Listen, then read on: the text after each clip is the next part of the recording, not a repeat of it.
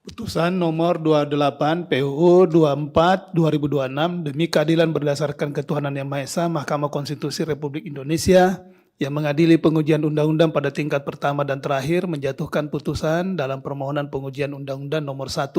tahun 2023 tentang Kitab Undang-Undang Hukum Pidana terhadap Undang-Undang Dasar Negara Republik Indonesia tahun 1945 yang diajukan oleh Bernita Matondang dan Fendi Setiawan memberi kuasa kepada Siko Leonard Jagardo Simanjuntak dan kawan-kawan selanjutnya disebut sebagai para pemohon, membaca permohonan para pemohon dan seterusnya dianggap diucapkan, duduk perkara dan seterusnya dianggap diucapkan, pertimbangan hukum, kewenangan mahkamah, mahkamah berwenang mengadili permohonan akuo, kedudukan hukum pemohon, para pemohon memiliki kedudukan hukum, pokok permohonan, paragraf 3.8 sampai dengan 3.10 dan seterusnya dianggap diucapkan. Menimbang bahwa persoalan konstitusi yang harus dijawab oleh mahkamah pada pokoknya adalah apakah frasa merugikan keuangan negara dalam norma pasal 603 dan pasal 6044 Undang-Undang 1 2023 bertentangan dengan UUD NRI tahun 1945 dan tidak mempunyai kekuatan hukum mengikat dan seterusnya dianggap diucapkan.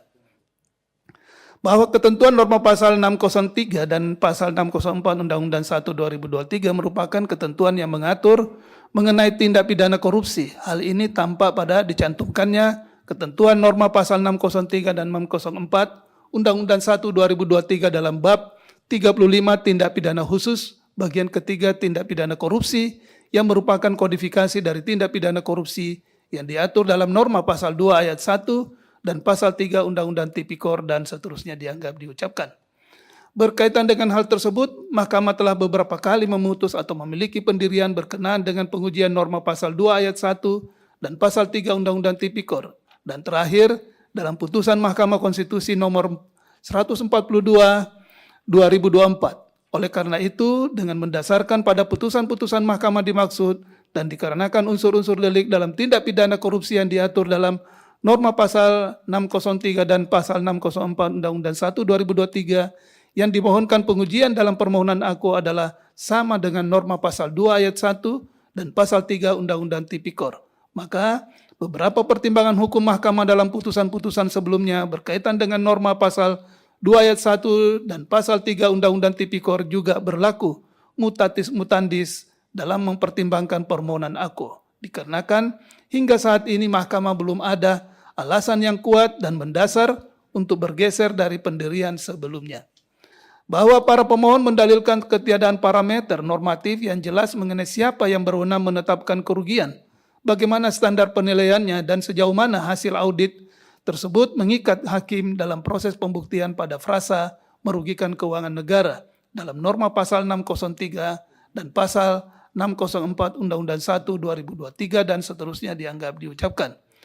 Konsepsi kerugian negara yang dianut oleh Indonesia adalah konsepsi kerugian negara dalam arti delik material, yakni suatu perbuatan dapat dikatakan merugikan keuangan negara dengan syarat harus adanya kerugian negara yang benar-benar nyata atau aktual. Artinya, kerugian negara tersebut sudah dapat dihitung jumlahnya berdasarkan hasil temuan instansi atau lembaga yang berwenang. Konsepsi demikian memiliki persamaan dengan penjelasan pasal 603 Undang-Undang 1 2023 yang memberikan pengertian bahwa merugikan keuangan negara adalah berdasarkan hasil pemeriksaan lembaga negara audit keuangan.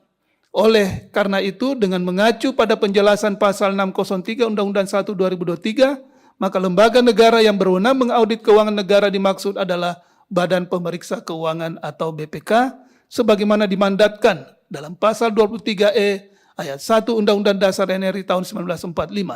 Lebih lanjut dalam ketentuan pasal 10 ayat 1 Undang-Undang nomor 15 tahun 2006 tentang Badan Pemeriksa Keuangan menyatakan BPK juga memiliki kewenangan untuk menilai dan atau menetapkan jumlah kerugian negara yang diakibatkan oleh perbuatan melawan hukum. Kewenangan BPK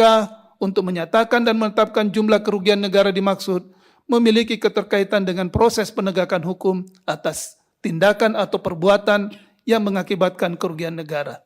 Bahwa lebih lanjut, berkaitan dengan terjadinya kerugian keuangan negara atau perekonomian negara dalam norma pasal 603 dan pasal 604 Undang-Undang 1 2023 sebagai implikasi dari perbuatan melawan hukum dan menyalahgunakan kewenangan yang menguntungkan diri sendiri atau orang lain atau suatu korporasi sebagaimana telah dipertimbangkan Mahkamah dalam putusan Mahkamah Konstitusi nomor 142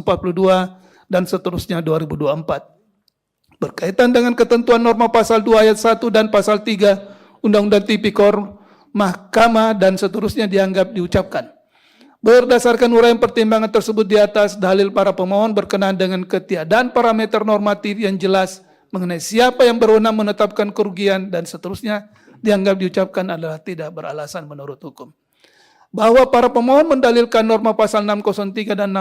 pasal 604 Undang-Undang 1 2003 memposisikan hukum pidana sebagai premium remedium dan bukan ultimum remedium. Terhadap dalil para pemohon tersebut menurut Mahkamah, berdasarkan Undang-Undang nomor 30 tahun 2014 tentang administrasi pemerintahan, kesalahan administratif yang mengakibatkan kerugian negara dan adanya unsur penyalahgunaan wewenang oleh pejabat pemerintahan tidak selalu dikenai tindak pidana korupsi, begitupun dengan penyelesaiannya yang tidak selalu dengan cara menerapkan hukum pidana. Hal ini ditegaskan Mahkamah dalam pertimbangan hukum putusan Mahkamah Konstitusi nomor 25 dan seterusnya 2016. Dan seterusnya dianggap diucapkan. Adanya dugaan penyalahgunaan wewenang yang dilakukan oleh badan dan atau pejabat pemerintahan berdasarkan Undang-Undang 30 2014 diselesaikan terlebih dahulu secara administrasi. Kemudian apabila berdasarkan putusan pengadilan telah terbukti bahwa penyalahgunaan wewenang tersebut mengandung unsur-unsur yang termasuk dalam ranah pidana untuk memperoleh keuntungan yang tidak sah, maka atas dugaan penyalahgunaan kewenangan tersebut diselesaikan melalui proses pidana. Sehingga sanksi pidana sebagaimana tercantum dalam norma pasal 603 dan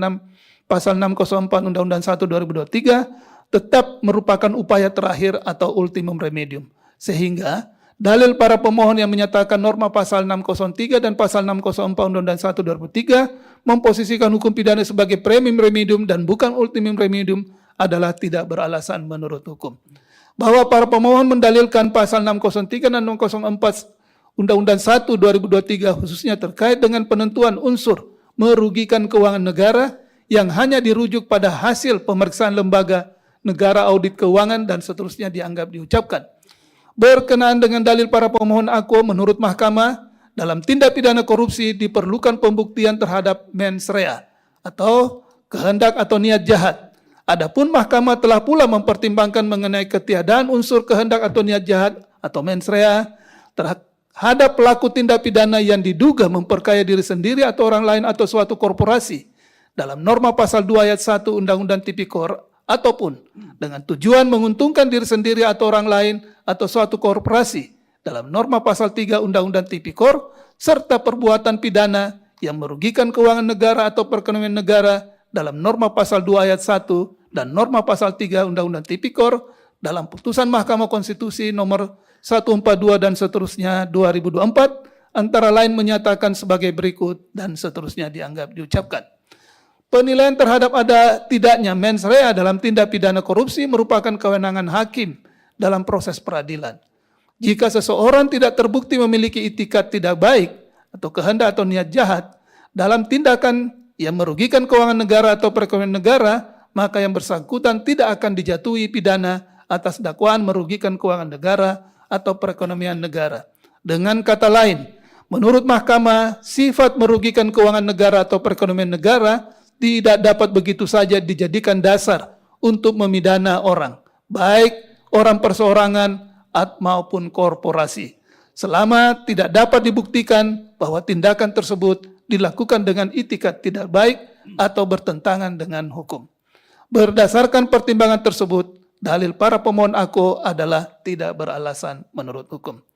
Menimbang bahwa meskipun berkenaan dengan frasa merugikan keuangan negara atau perekonomian negara dalam norma pasal 603 dan norma pasal 604 Undang-Undang 1 2023 yang juga terdapat dalam pasal 2 ayat 1 dan pasal 3 Undang-Undang Tipikor, Mahkamah telah berpendirian sebagaimana diuraikan di atas, namun dalam putusan Mahkamah Konstitusi nomor 142 dan seterusnya 2024, Mahkamah telah menegaskan dalam pertimbangan hukumnya antara lain menyatakan sebagai berikut dan seterusnya dianggap diucapkan. Oleh karena Mahkamah telah berkesimpulan bahwa jika berkenaan dengan norma pasal 2 ayat 1